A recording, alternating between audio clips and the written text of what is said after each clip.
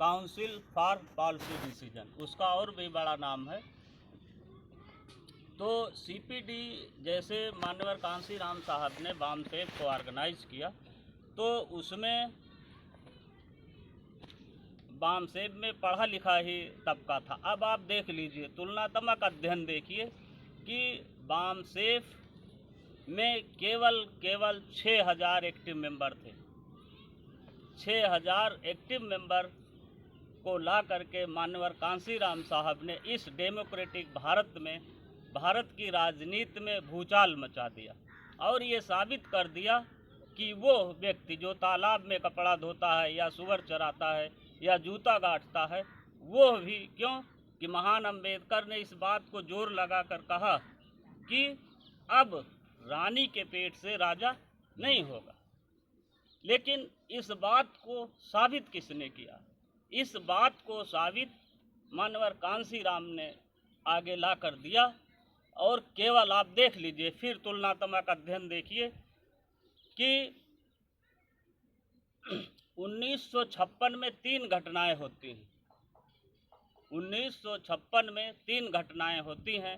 एक घटना होती है 14 अक्टूबर को, जिसमें भारत में जहां हिंदूवादी उसका गढ़ है, वहां पर महान अंबेडकर ने, लोग कहते हैं जो लोग गए होंगे उस समय, कि वहां पर 5 लाख लोगों के साथ अंबेडकर ने धर्म परिवर्तन किया, यानी बुद्धिज्म को एडॉप्ट किया। 5 लाख, 14 अक्टूबर 1956।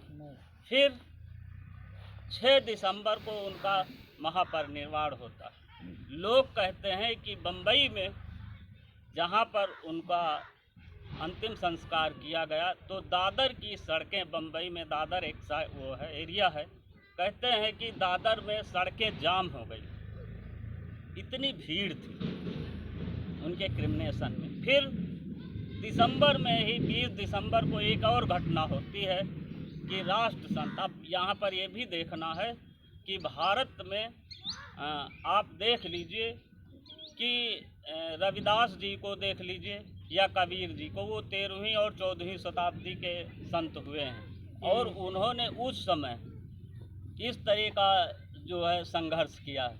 लेकिन अब जहां डेमोक्रेटिक भारत में गाडगे जी महाराज को भारत सरकार ने राष्ट्रीय पुरस्कार से नवाजा है, स्वच्छता में। स्वच्छता में इनको राष्ट्रीय पुरस्कार से नवाजा है भारत सरकार ने। तो 20 दिसंबर को राष्ट्र संत गाडगे जी महाराज का महापरिनिर्वाण होता है। वहाँ पर भी लोग कहते हैं कि लाखों की संख्या में उनकी अंतिम यात्रा में अमरावती में थे। यानी महाराष्ट्र में 3 तारीखें आती हैं जहाँ पर लाखों से कम संख्या नहीं आती। यदि वो लाखों लोग यदि उस विचारधारा को एडाप्ट करते, तो क्या मान्यवर कांशीराम जो 6000 एक्टिव मेंबर पैदा किया उन्होंने पूरे भारत में, और उस 6000 मेंबर्स के द्वारा उन्होंने भारत में इतना बड़ा भारतीय राजनीति में भूचाल मचाया, क्या ये ज़रूरत पड़ती? नहीं। लेकिन आज ज़रूरत फिर आ गई है कि जो मान्यवर कांशीराम ने जो एडाप्ट किया था जो पॉलिसी, वो पॉलिसी हमें लगता है कि फ्लॉप हो गई। क्यों? वही सिस्टम फिर आ गया है कि पैसे वाला व्यक्ति ही उस परिषद में जा सकता है, जिसको बाबा साहब ने इतनी मेहनत करके ये कहा था कि अब वोट के बल पर ही उस पंचायत में लोग जाएंगे। लेकिन वो सिस्टम फिर चेंज हो चुका है।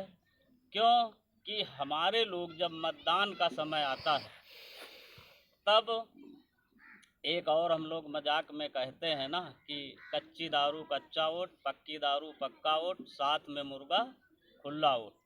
तो क्योंकि मतदान जो शब्द है, मतदान माने मतदान जो शब्द है, उसको हमारे लोग नहीं समझ रहे हैं कि मतदान है क्या चीज़। शाम को ऐसी व्यवस्था होती है कि सुबह वो ऑटोमेटिक चेंज हो जाता है। और इस प्रक्रिया के लिए महान अंबेडकर ने अपना पूरा जीवन समर्पित कर दिया। यहाँ तक कि उनके अंतराल के बाद, क्यों कि मान्यवर कांशीराम ने इस 1973 में इसको ये कॉन्सेप्ट लेकर आए वो बाम सेफ का, लेकिन 1978